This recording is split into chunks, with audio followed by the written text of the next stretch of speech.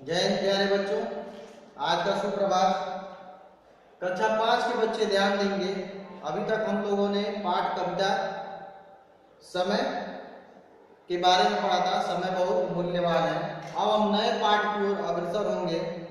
नया पाठ है आपका पाठ 7, एक नई सोच। ये बच्चों के आपस के विचार और चिंतन मनन पे आधारित है। इसमें कुछ बच्चे हैं जो सफाई के कार्यों के प्रति जागरूक हैं और एक अपने समुदाय और समाज को एक नई दिशा देते हैं। आइए हम इस पर पठन कार्य जारी करते हैं। इस पाठ को हम ध्यान से पढ़ेंगे और समझेंगे कि ये पाठ के द्वारा हमें क्या शिक्षा मिलती है, हमें क्या क्या करने का अभिप्राय प्रयोजन यहाँ दिखता है। आइए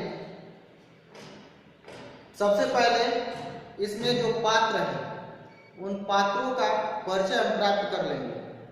इसमें कुछ पात्र हैं, उसमें उनके कथोपकथन है, यानी उन पात्रों के आपस के वार्तालाप हैं, जो जस का तस कथोपकथन यानी जो संवाद आपस में किए जाते हैं उनको विराम चिन्हों के साथ सिंगल या डबल इन्वर्टेड कामा में आप प्रयोग करके लिखते हैं। हूबहू जस का तस उतारते हैं। तो हर पात्र के बारे में हम परिचय प्राप्त कर लेंगे। पात्र परिचय में आपका पहला है रजत। पुस्तक आप लोग खोल लेंगे। पुस्तक में पृष्ठ संख्या 5 यानी पाठ 7 पहला पृष्ठ एक नई सोच, उसको आप ओपन करेंगे। खोलने के पश्चात आओ पढ़े पठन में आप देखेंगे यहाँ पर ये सारे पात्र परिचय हैं।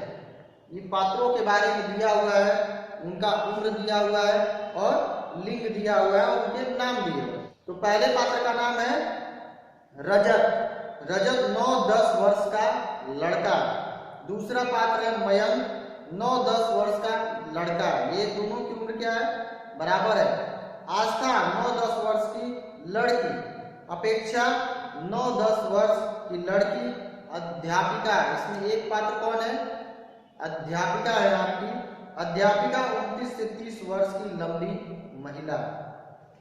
दृश्य 1, इसे आप इसको नाटक के द्वारा आप इसका मंचन भी कर सकते हैं। अलग अलग पात्र, अलग अलग स्टूडेंट चाहे तो अलग अलग पात्र, उन पात्रों का रूप रोल प्ले कर सकते हैं और दृश्य के अनुरूप अपने अपने कार्यों का विधान कर सकते हैं।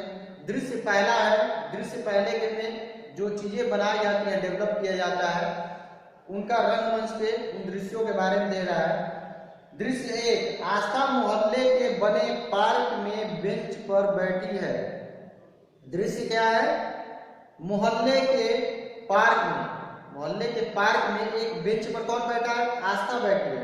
वह किसी चिंता में डूबी है। आस्था क्या है? किसी चिंता में डूबी है, चिंतित है, कुछ सोच रही है। तभी उसके मित्र दोस्त रजत, मयंक और अपेक्षा तीनों वहां आकर उससे वार्तालाप आरंभ करते हैं। वार्तालाप यानी बातचीत, उससे बातचीत आरंभ करते हैं। चिंतित का मतलब हुआ चिंता करना, सोच में डूबा हुआ। रजत पूछता है किससे? आस्था से। अरे आस्था, तुम इतनी चिंतित क्यों बैठी हो? अरे आस्था, तुम इतनी चिंतित क्यों बैठी हो? मयंक फिर कहता है, हम कल से देख रहे हैं तुम एकदम गुमसुम हो। क्या हुआ? कोई समस्या है तो हमसे साझा कर सकती हो। आस्था उत्तर देती है दुखी स्वर में। दुखी स्वर में यानी विद सॉरो, वह दुख के साथ जवाब देती है। क्या कहती है? दुखी स्वर में, समस्या तो है और वह है भी बहुत गंभीर। अपेक्षा आश्वासन देते हुए, उसका ढाढ़स बढ़ाते हुए, धीरज देते हुए, अपनी गंभीर समस्या के बारे में जरा विस्तार से बताओ। आस्था बोलती है, उस कूड़े की पहाड़ी को देखो, उस कूड़े की पहाड़ी को देखो, दिन पर दिन बढ़ती ही जा रही है। 5 वर्ष पहले जब हम यहाँ रहने आए थे तब वहां कूड़े का छोटा सा ढेर होता था। जब 5 वर्ष पहले आस्था क्या कह रही है कि हम यहाँ रहने आए थे तो यहाँ कूड़े का छोटा सा ढेर था और वह कूड़े की पहाड़ी क्या हो रही है? बड़ी होती चली जा रही है। रजत कह रहा है, हाँ याद आया, हमारे घरों का कूड़ा ही तो इकट्ठा होकर वहां जाता है, ताकि हमारा मोहल्ला साफ सुथरा रहे। रजत क्या कह रहा है कि हमारे घरों का कूड़ा यानी सारे मोहल्ले के घरों का कूड़ा इकट्ठा करके, घरों को साफ सफाई करके, घरों से निकलने वाले कूड़ा करकट को ले जाकर उसी पहाड़ी के पास, जो कूड़े की पहाड़ी बनी हुई है जिसको देखकर रास्ता चिंतित है, वही पूरे मोहल्ले का कचरा ले जाकर क्या होता है, फेंक दिया जाता है और मोहल्ला साफ हो जाता है। आस्था, बस यही तो मेरी समस्या है। अपेक्षा मतलब हमारा साफ सुथरा मोहल्ला तुम्हारी समस्या है। अपेक्षा दूसरे पक्ष में चली जाती है। आस्था की समस्या क्या है, कूड़े की पहाड़ी। अपेक्षा की समस्या क्या हो गई, अपेक्षा ने क्या समझ लिया कि वो पहाड़ी किस लिए बनी है, हमारे मोहल्ले के कूड़े को साफ करके वहां फेंका जाता है, इससे वो पहाड़ी बनी है। अगर वो पहाड़ी नहीं बनेगी तो कूड़ा कहाँ रह जाएगा, हमारे मोहल्ले में, हमारे घरों में रह जाएगा। आस्था कहती है नहीं मित्र, हमारे साफ सुथरे मोहल्ले का नतीजा यह विशाल कूड़े की पहाड़ी में भी समस्या है। हमारे साफ सुथरे मोहल्ले की कोई समस्या नहीं, समस्या किसकी है, कूड़े की इस पहाड़ी, यानी इस कूड़े की पहाड़ी का निस्तारण हम कैसे करें, ये मेरी समस्या है। रजत, मुझे तुम्हारी बात समझ नहीं आ रही, जरा स्पष्टता से बताओ।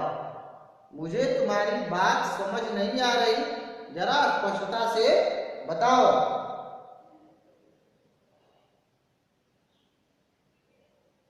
बताओ कि तुम क्या चाहती हो, बताओ कि तुम चाहती क्या हो, तुम क्या चाहती हो, ये तुम मुझे हकीकत में, वास्तविकता में बताओ कि तुम चाहती क्या हो। आस्था, पिछले 5 वर्षों में यह एक छोटा सा कूड़े का ढेर एक विशाल पहाड़ी का रूप ले चुका है।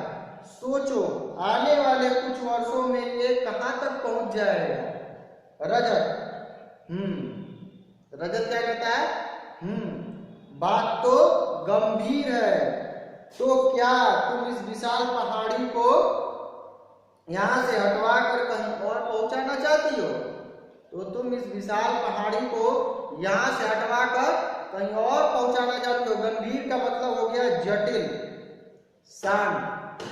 तो क्या तुम इस विशाल पहाड़ी को यहां से हटवा कहीं और पहुंचाना चाहती हो। आस्था क्या कह रही है, नहीं, यह समस्या का कोई अस्थायी समाधान, समाधान का मतलब हुआ सोल्यूशन, हल। यह समस्या का कोई अस्थायी समाधान नहीं है। मैं तो इस कूड़े का निपटारा करना चाहती हूँ, मैं इस कूड़े का निपटारा करना चाहती हूँ, या इस कूड़े की समस्या को हल करना चाहती हूँ। निपटारा करने से कहीं और फेंकना या हटाना नहीं चाहती हूँ।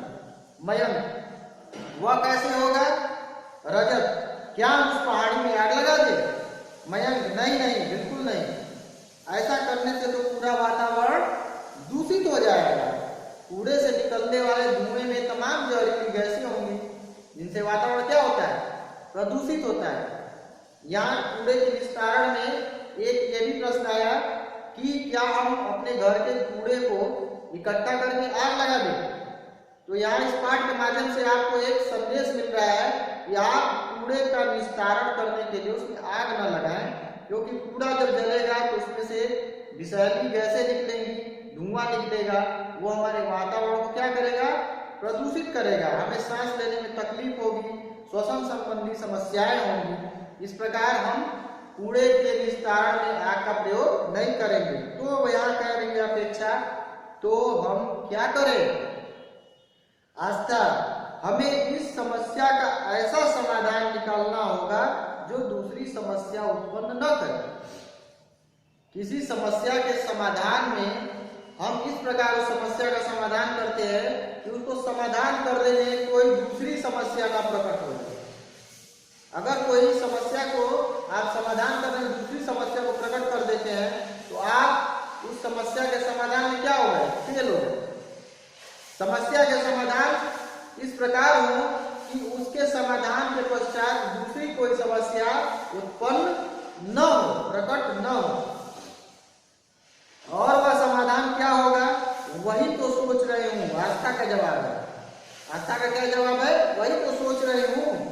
मयंक, सिर्फ सोचने से क्या होगा, क्यों ना हम किसी की मदद लें। मयंक क्या कह रहा है कि सोचने से क्या होगा, हमें किसी की मदद लेनी चाहिए। रजत पूछता है पर किसकी, आस्था।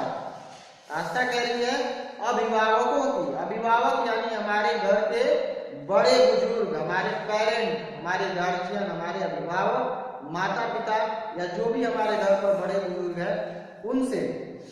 मयंक कह रहा है इंटरनेट की। इंटरनेट यानी मोबाइल में आप गूगल या फिर अन्य सर्च इंजनों का प्रयोग करके हर एक समस्या का समाधान ढूंढते हैं, उसके द्वारा कह रहा है मयंक इंटरनेट की। रजत कह रहा है अध्यापिका की, हमारी टीचर की, अध्यापिका की। अपेक्षा पुस्तकों की। अपेक्षा ने सजेशन दिया, राय दिया पुस्तकों के द्वारा, पुस्तकों की सहायता। मयंक कह रहा है अरे वाह, हमारे पास तो समस्या के इतने संसाधन, हमारे पास समस्या के इतने संसाधन। संसाधन मीन्स होता है माध्यम, साधन, तरीका जिसके द्वारा हम किसी कार्य को सिद्ध कर सके। हमारे पास तो इतने संसाधन उपलब्ध है, तो तय रहा कल हम इस समस्या पर सबके सुझाव लेकर आएंगे। कल हम इस समस्या पर सबके सुझाव लेकर आएंगे। संसाधन होता है आपका